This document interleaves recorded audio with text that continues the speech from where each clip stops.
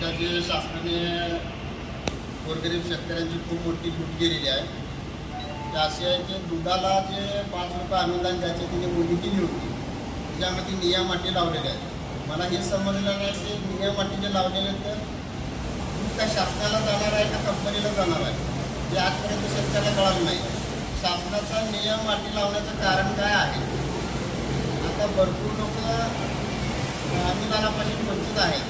थोडेसे लोकांना अनुदान मिळालं असेल, जवळपास 80-90% लोक तर अनुदानापासून वंचित आहेत. एक आमिष दिलं होतं की 5 रुपये अनुदान देतील म्हणून, आणि त्या आमिषावर आजपर्यंत शेतकरी जगत गेलं. परंतु खूप मोठी शासनानं शेतकऱ्याची फसवणूक केली. याबद्दल आपण काय करणार शेतकऱ्यांसाठी तिला थोडं सांगा. आता शेतकऱ्यांना दुधासाठी 5 रुपयाचं अनुदान देणे, या महाराष्ट्रामध्ये पाण्याची बाटली 20 रुपयाला आणि दूध 1 लिटर 24 रुपयाला, अशी एक भयानक अशी परिस्थिती.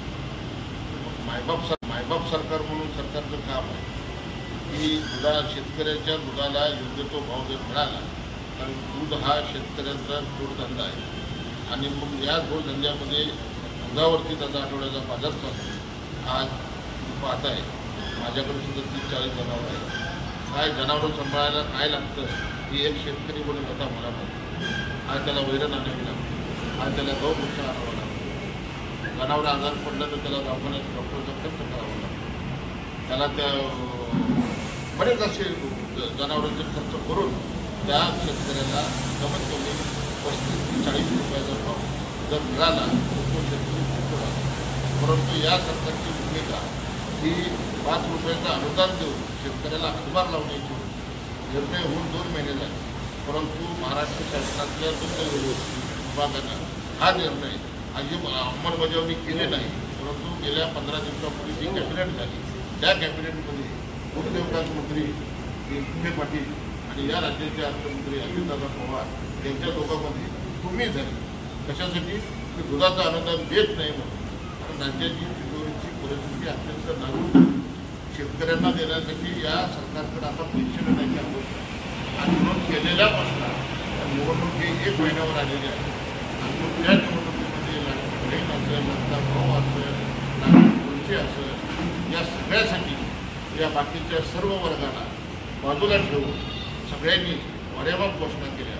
परंतु शेतकऱ्यांच्या दुधाला भाव देण्याच्या बाबतीतला निर्णय घेऊन सुद्धा सरकार त्यांना अनुदान देत नाही. आणि जी नियमावली लावलेली आहे ही नियमावली जर तुम्ही पाहिली तर ही इंग्रजांच्या काळामध्ये ती नियमावली अशा पद्धतीची नियमावली लावली. म्हणजे एकीकडे शेतकऱ्याला खुश करायचं आणि दुसरीकडे शेतकऱ्याला नियम लावून त्याला अनुदान द्यायचं नाही. कुठंही भूमिका ही शेतकऱ्यांच्या लक्षात आलेली आहे. त्यामुळे या निवडणुकीमध्ये यांचा करेक्ट आहे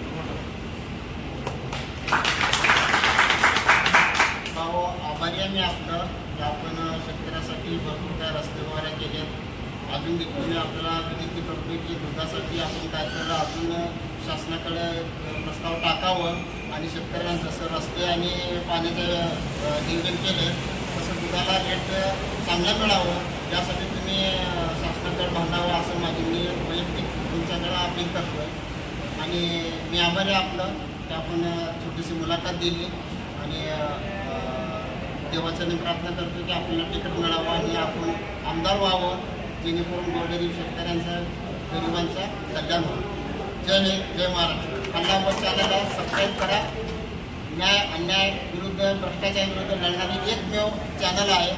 आपल्या भागात कुठं जरी अन्याय होत असेल, भ्रष्टाचार होत असेल तर बिनधास्त आम्हाला कॉल करा. आम्ही तिथे येऊ आणि त्या अधिकाऱ्याला, त्या प्रशासनाला जाब विचारू. जय हिंद, जय महाराष्ट्र. अन्याय, अत्याचार व भ्रष्टाचार विरुद्ध पोल खोल हल्ला बोल मराठी न्यूज चॅनलला लाईक, शेअर आणि सबस्क्राईब करा. आपल्या भागातील बातमीसाठी आम्हाला संपर्क करा.